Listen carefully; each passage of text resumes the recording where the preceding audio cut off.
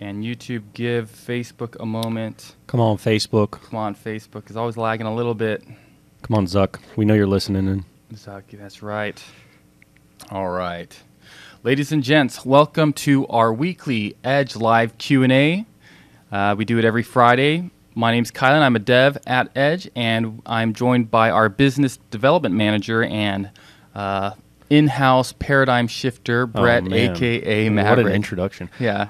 I want to drop the manager and move the Duke of Canterbury. Chieftain of business development. Chieftain, there you go. We're in tribal times right now. You know, we spend so much budget just on Brett's business cards. Every time he gets a new stack of business cards, he comes up with a new title. It's actually one of our one of the biggest issues of our budget. Yeah. Ego's always been an issue for me, but I'm working on it. Yeah, well, it's I good. just bought all of Jordan Peterson's books, so just diving into self-help and Did you get to the part about the lobsters?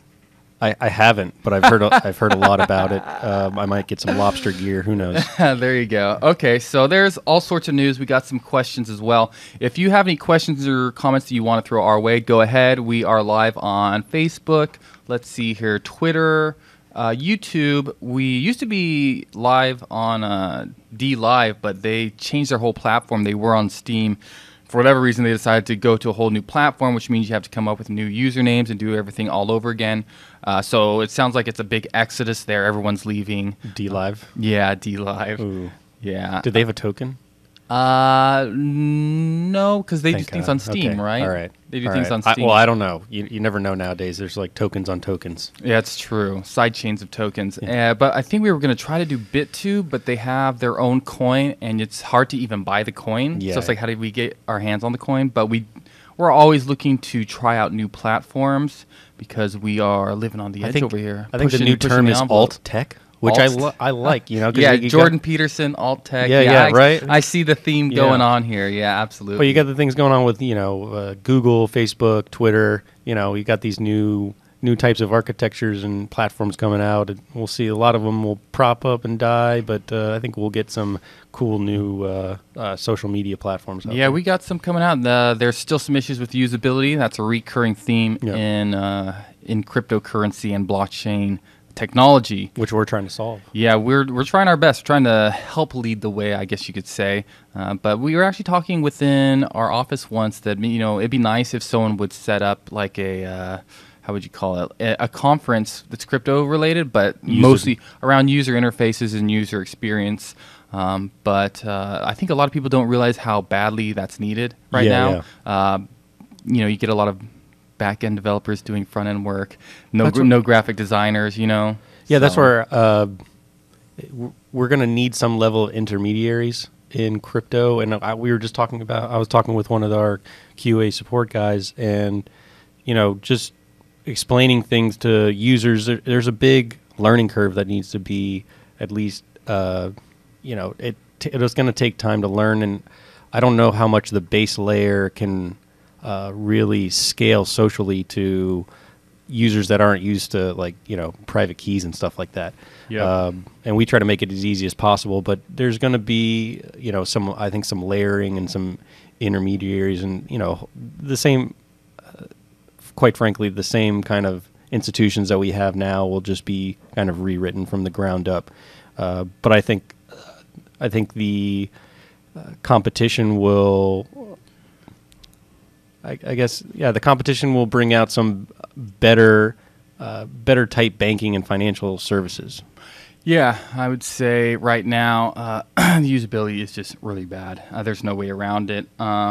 Okay, so where should we start? I mean, first things first, I like talking about price because price is always all over the place. So it went down almost like 10% this week. The one diamond in the rough is that there were rumors that ZRX, the Zero X's token, was going to get added to Coinbase.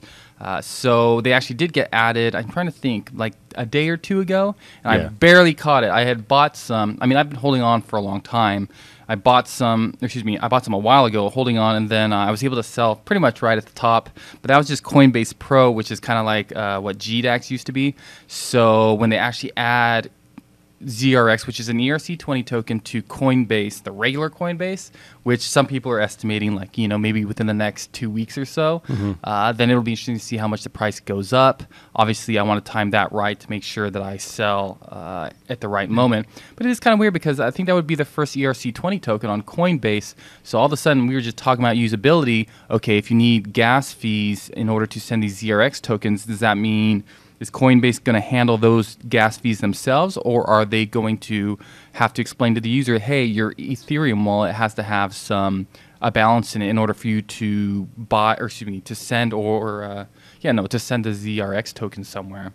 Yeah, I think, honestly, I'm skeptical that dealing with the protocol directly will ever scale socially, to a lot of people, right. And 0x is for a sophisticated user clientele. Right. So, I don't know but still usability is an issue even on, that front. I think that gives everyone's human beings and can make mistakes. And the good thing about a lot of this, if you have to use, you might have to, for a transaction to go through a 0x relayer, you'd have to use the 0x token and gas. Yeah. In the same transaction. The good thing about it is software can kind of calculate that for you, right? It can abstract some things, but there's still bugs and mistakes that can be made. It's a major issue. It's a major issue. Honestly, my advice to app developers out there is to simplify things so that the users don't have to make the decisions. And honestly, I think that the users will like it if you make the decision for them for certain things. So the more simple you can make it for them, the better. And, you put a little settings thing where they can dig down and get to the settings and adjust and modify things themselves. But otherwise, it's so funny. We have all these apps in the space where everyone's like, oh yeah, you can do this, you can do that. It's like, okay, the user can do this or that, but the user's not going to want to do this or that. Yeah. So that's kind of one of the big things that's missing. So that is something to look forward to. Hopefully in the next 2 weeks, ZRX. What was Coinbase's thinking on that?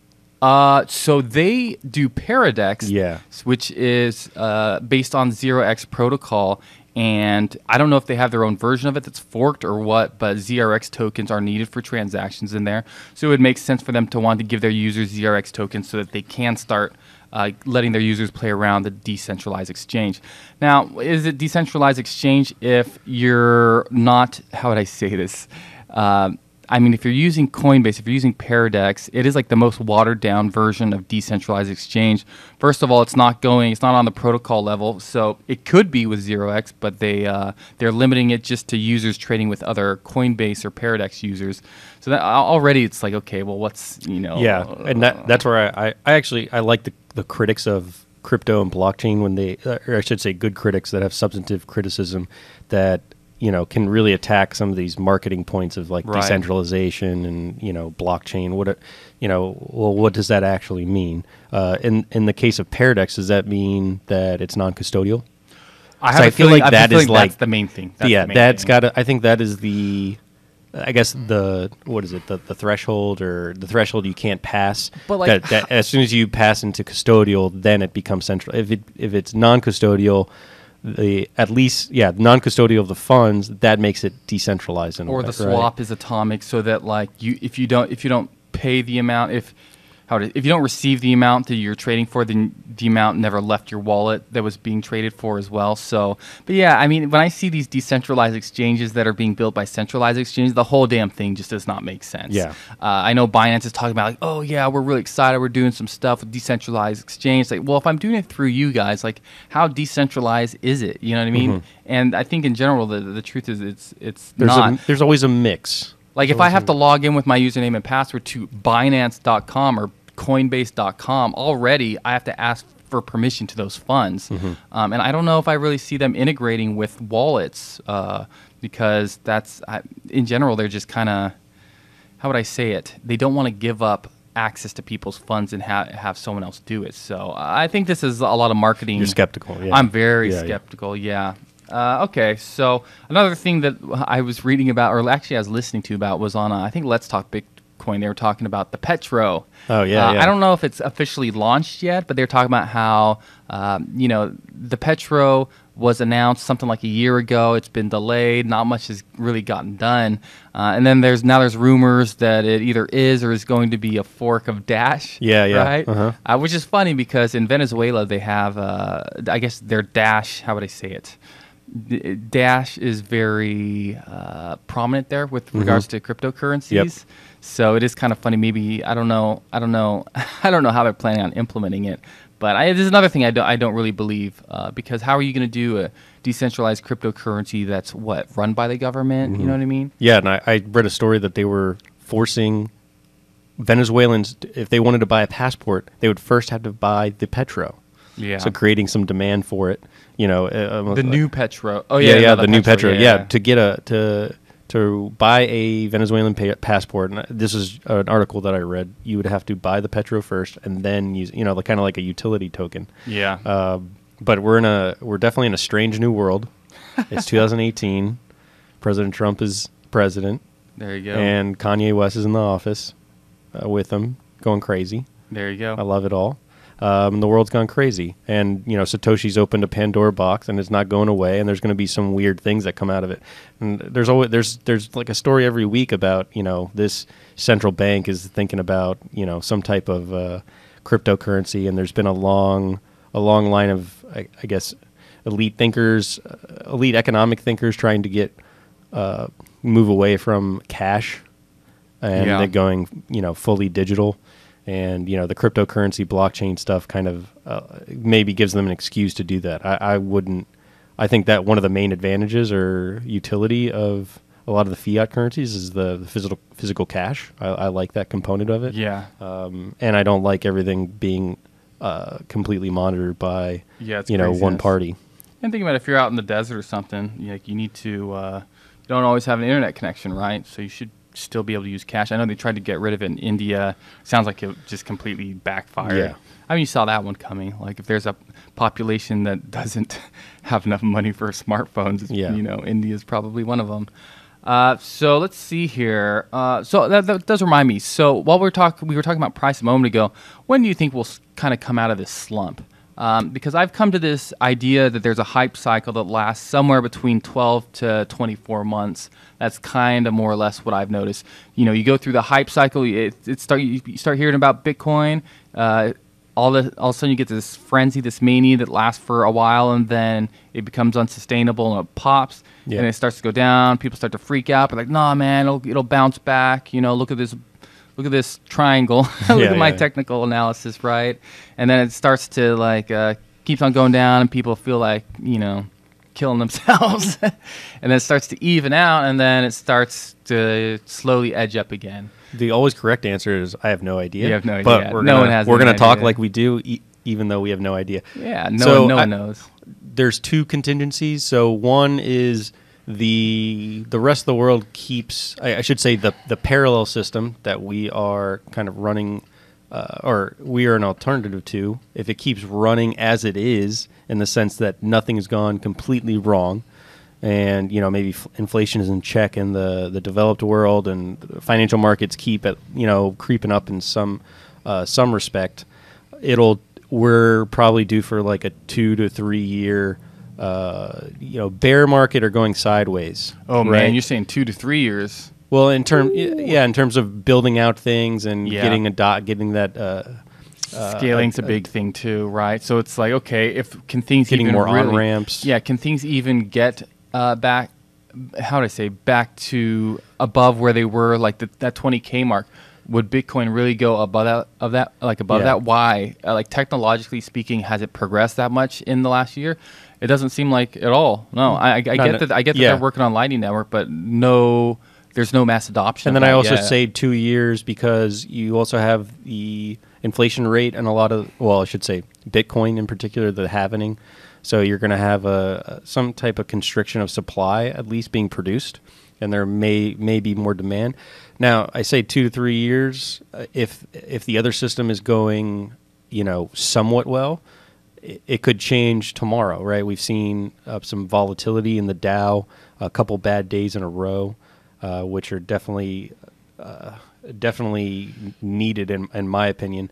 And the Federal Reserve has been raising interest rates, which usually means that a lot of funds will start taking some risk off the table out of stocks and moving into bonds because now the yields on bonds are going up. So we could see some some slowdown in the U.S. economy because the price of money has gone up, and maybe we could see a slowdown worldwide, and that would definitely jumpstart a crypto bull market out of even with no relative improvement or usability metrics have gone nowhere. We could still see a big price increase because still it's a very small market and not a lot of money has to move in for a huge price increase. Yeah, it's true. Right, we're looking at it today, Bitcoin to me, and it always has been underpriced relative to how much money could come into the market. Right, $100 billion would double the current market cap of Bitcoin, and that's when you compare that to the evaluations of the greater financial system, bonds, real estate, stocks, right? Only a little bit of money has to kind of come in for that to happen. So the answer is no one knows. We'll see what happens. Do you think those ETFs that everyone's talking about, aren't there supposed to be a few or several that are supposed to get the yes or no within the next 2 weeks? I feel, I'm expecting them to push back. Be like, oh, actually, we'll make a decision in a year. They've been doing that for 3, 4, or 5 years, so I don't. Yeah. Yeah, I think anyone waiting for an ETF to come out is probably pretty new. They haven't seen the story before, but people that have been in cryptocurrencies or Bitcoin for a while, it's always been like a carrot that's been out there. It's like, oh, you could just get this ETF, everything will change. Well. It's like Charlie Brown kicking the football. Yeah. You know what I mean? Yeah, like, exactly. You're about to kick it up. Nope. Better luck next time. All right. So one of the questions we have been asked, and that I was thinking about myself as well, is when it comes to our wallet, Edge Wallet, available on iOS and Android,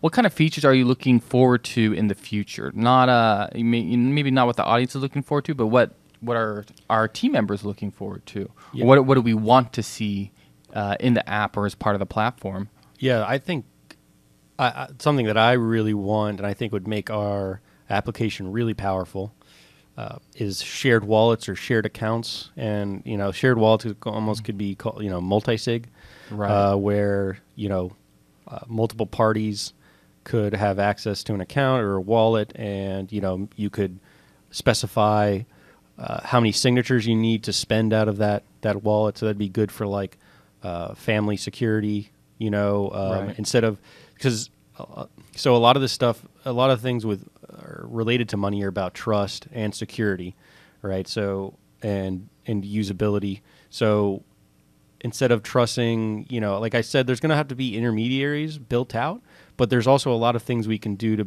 make it so if people don't want to use them, they don't have to.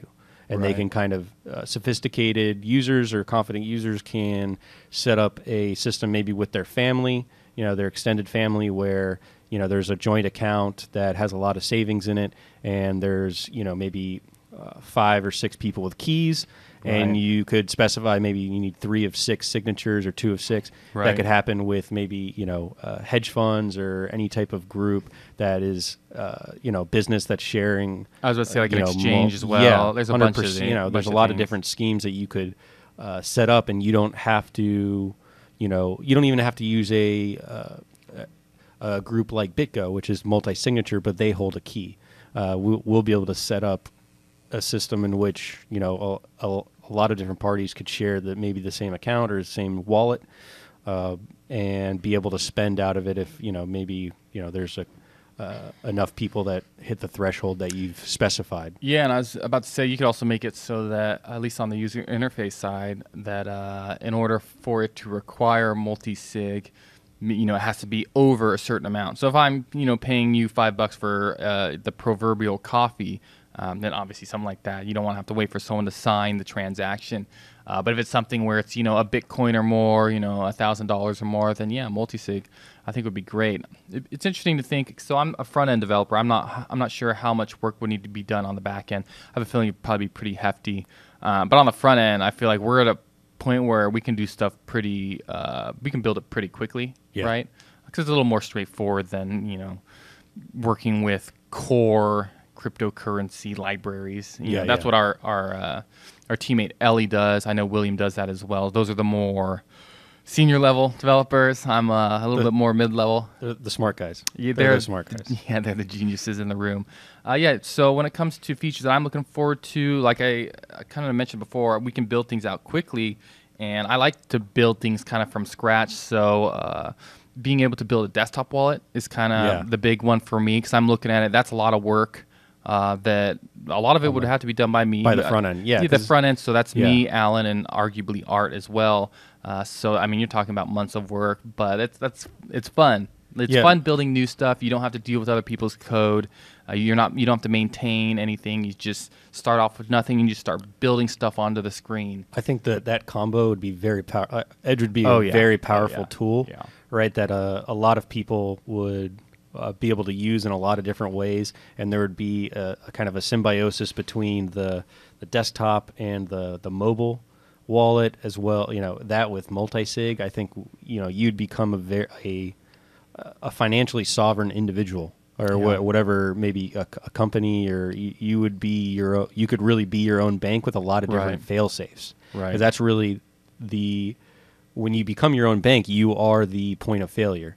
And one of the things we work on is making it so you can't fail in a way that it still protects you from yourself, catastrophic and failure. You don't have to necessarily rely on us either. You can still do a lot of things. We don't have access to your funds. We don't know. We don't have any information on who you are, right? So it would be a very, very powerful combo. And the cool thing, too, is when you have more real estate on the screen, which you do on a desktop app, then all of a sudden there's more stuff you can do. There's more possibilities. Yep. So I've got kind of my eyes on, obviously, like an exchange. We could build an exchange into the app. So I think that's I can't say that it's on the roadmap, but that is something that I will be pushing for. We have a question from how do I pronounce this? Ken Bosak. It's Basak. Basak. Yeah. Ken Bazigizagi. Yes, us on Periscope. Will adding ERC20 tokens get easier, meaning more pre-listed tokens or a way to get contract address? Yeah, we've talked about this before, the idea of doing a token directory. When I was messing around, I don't know if you noticed when I did that prototype for the decentralized exchange stuff, there was a token directory. You just start typing in the currency code for it, and then you select something, and it brings in the decimal places and the contract address.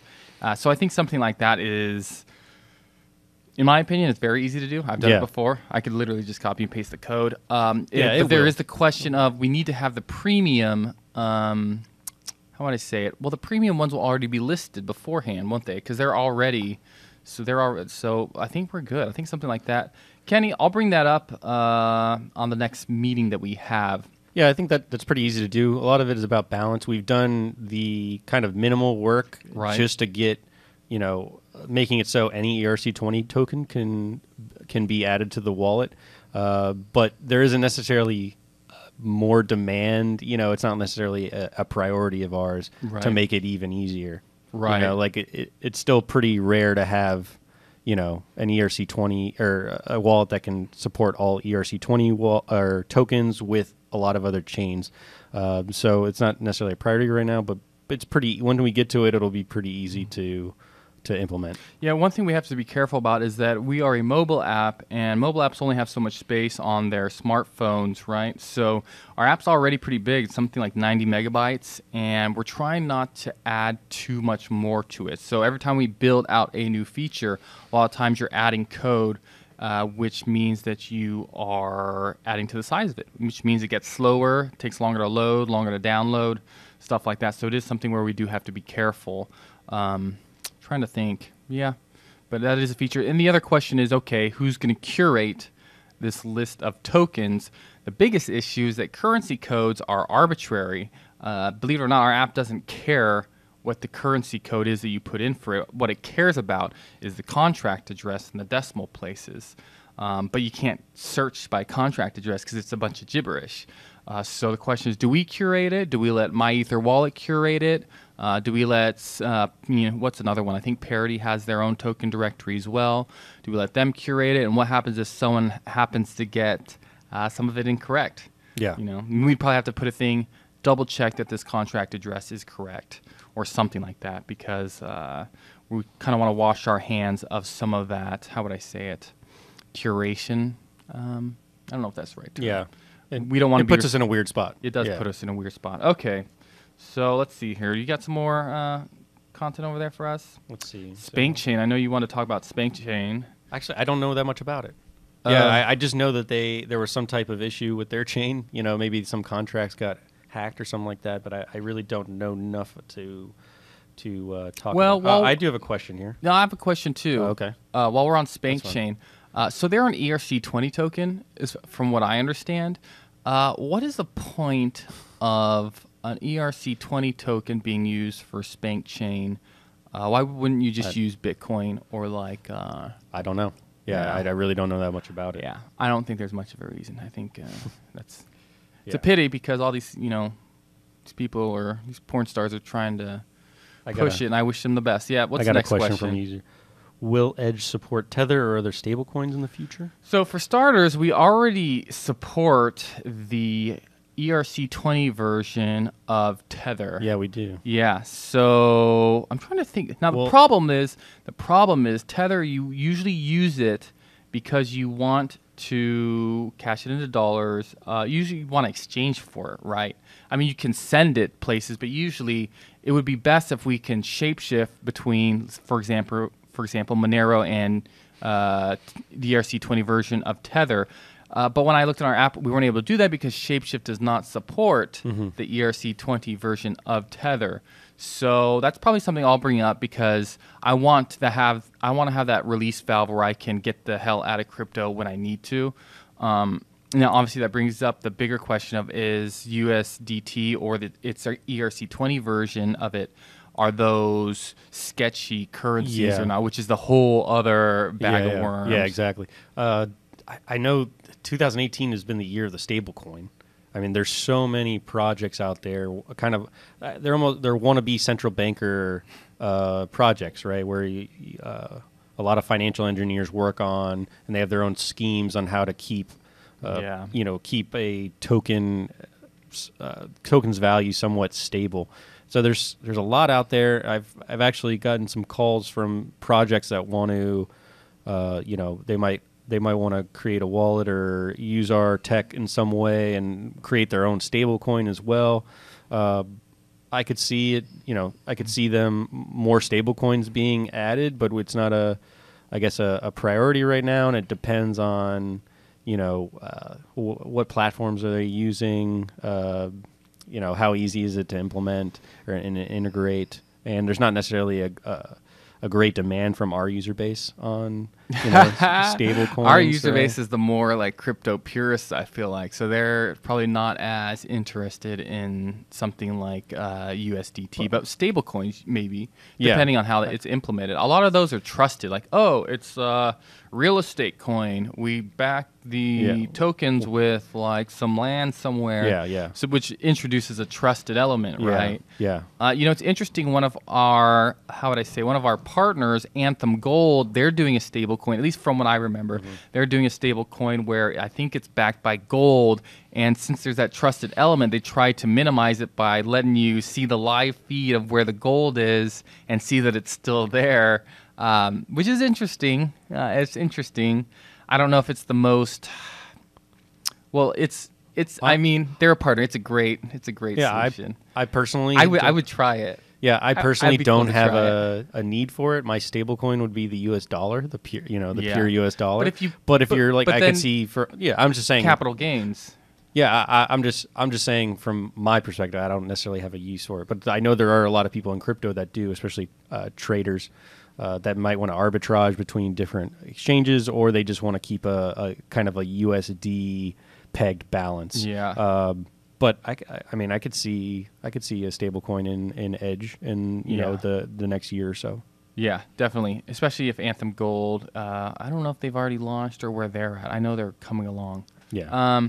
Yeah, no, next time around, when everything goes up, you're going to see me exiting the hype, the craziness, because after this last run, I feel like I learned some lessons. And, when your balance is really high, you should ask yourself, how low could it go and how much am I willing to lose? You know what I mean? Stuff Yeah. like that. Let's see. Especially if more. you have student loans and stuff like we'll- that. One more. I got one more. Yeah, go ahead. Did you watch the testimony on Capitol Hill by Nouriel Roubini and Peter von Valkenburg? I did. I don't know. Did you get a chance to watch it, Kylan? Even if I had a chance to watch it, Yeah. I would probably not What's going watch it. I mean, some of those hearings, they're always really long, too. I'll say, I will. So on hearings, it's always amazing to me when there's not, because this one wasn't as public as like something like what just happened, the Kavanaugh hearings, right? And the politicians can get, when things are really crazy, they get crazy as well. But like in this hearing, it was very reasonable. It was pretty good questions. Senators were just, trying to ask questions and learn from the guests. Just how many hearings have we had? You know what I mean? How many questions they got? No, what I'm saying is, they were reasonable. It wasn't like they were attacking anything. They were just kind of letting the guests go on. Yeah, I had a positive take on it. Okay. But anyway, so yeah, I did watch it.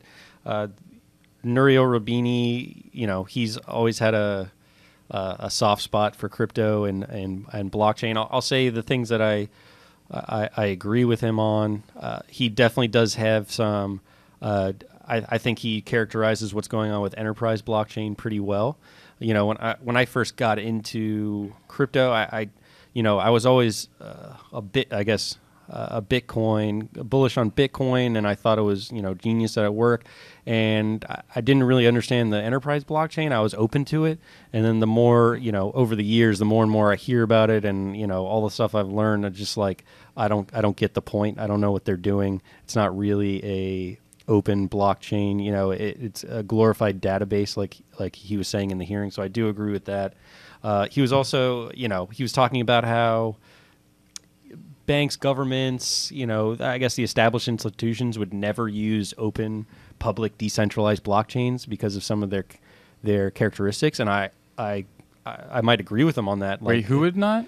Banks, basically the existing infrastructure. He's basically like they're never going to use this stuff, and he's like, and I'm like, that might be true, but we're not building it for them. Oh, right, yeah, this for is like a sure. new infra, so it's like I agree with you. Yeah, they might not ever use it, and they might not like it, and